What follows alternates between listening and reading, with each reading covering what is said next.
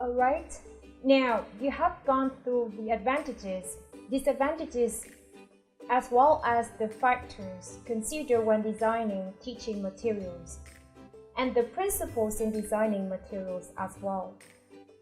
I'm sure that you are wondering how you can design your own ones, right?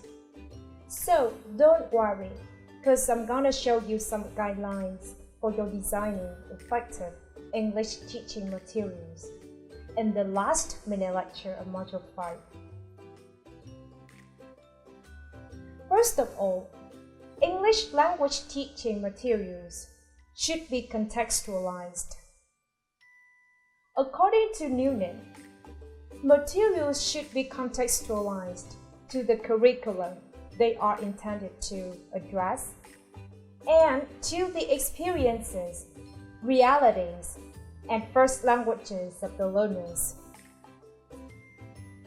Therefore, materials designers should be informed about the cultural specific learning processes of the intended learners.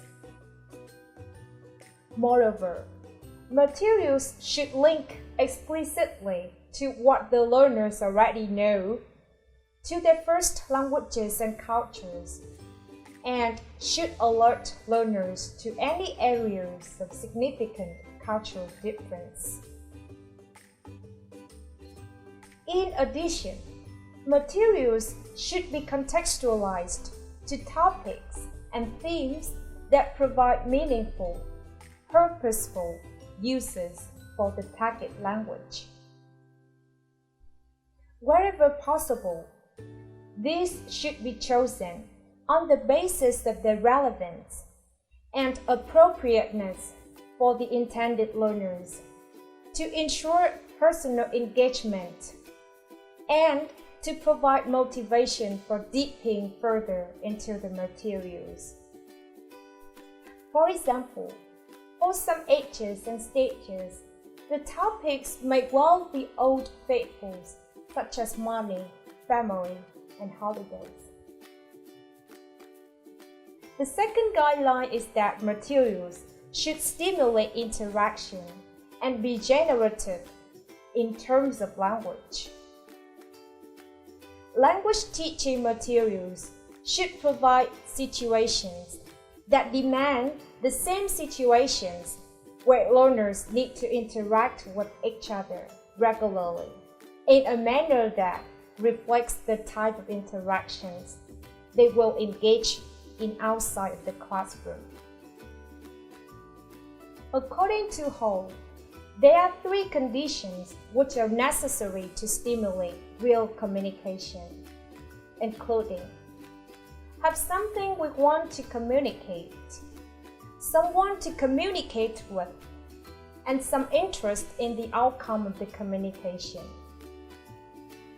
Besides, language learning will be maximally enhanced if materials designers are able to acknowledge the communication challenges inherent in an interactive teaching approach and address the different norms of interaction, such as preferred personal space, for example, directly within the teaching materials. Thirdly, English language teaching materials should encourage learners to develop learning skills and strategies. It's impossible for teachers to teach their learners all the language they need to know in the short time that they are in the classroom. In addition to teaching valuable new language skills, language teaching materials also teach their target learners how to learn and help them to take advantage of language learning opportunities outside the classroom. Now, let's move to guideline number 4. English language teaching materials should allow for a focus on form as well as function. Noonan used to say that materials also need to encourage learners to take an analytical approach to the language in front of and around them, and to form and test their own hypotheses about how language works. Well-designed materials help considerably with this by alerting learners to underlying forms and by providing opportunities for regulated practice in addition to independent and creative expression. Next, English language teaching materials should offer opportunities for integrated language use. Language teaching materials can tend to focus on one particular skill in a somewhat unnatural manner. So, ideally, materials produced should give learners opportunities to integrate all the language skills in an authentic manner and to become competent at integrating extra linguistic factors also. Another guideline is that English language teaching materials should be authentic. It is imperative for second language learners to be regularly exposed in the classroom to real, unscripted language, to passages that have not been produced specifically for language learning purposes. Therefore, the teaching materials should be authentic in terms of the text and in terms of the task. In terms of the text, a common tendency is to think of written materials such as newspapers and magazines. Materials designers should also aim for authentic spoken and visual texts. Learners need to hear, see, and read the way native speakers communicate with each other naturally. In terms of the task, consideration of the types of real-world tasks will allow designers to generate materials where both the text and the things learners are required to do with them reflect the language and behaviors required of them in the world outside the classroom. Guideline number 7 is that English language teaching materials should link to others to develop a progression of skills, understandings, and language items.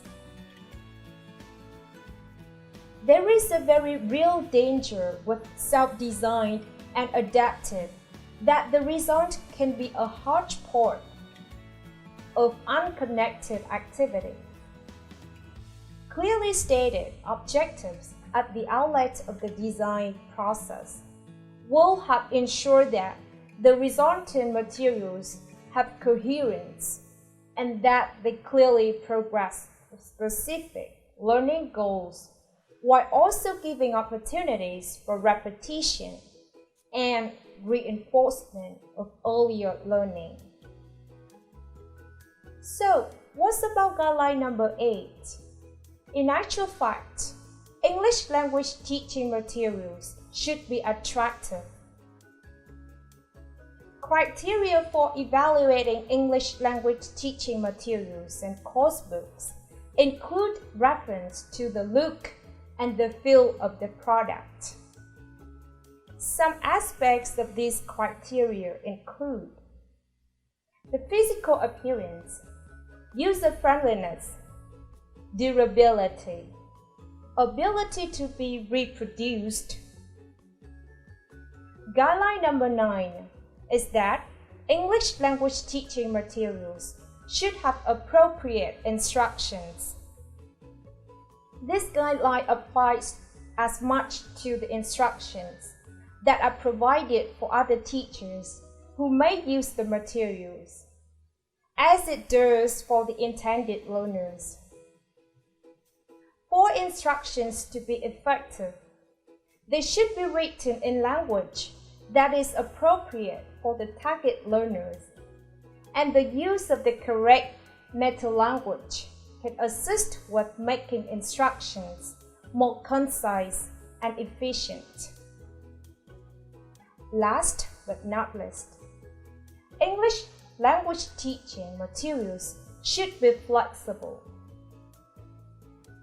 This final guideline is directed primarily at longer series of materials rather than at one-off tasks, but has pertinence to both.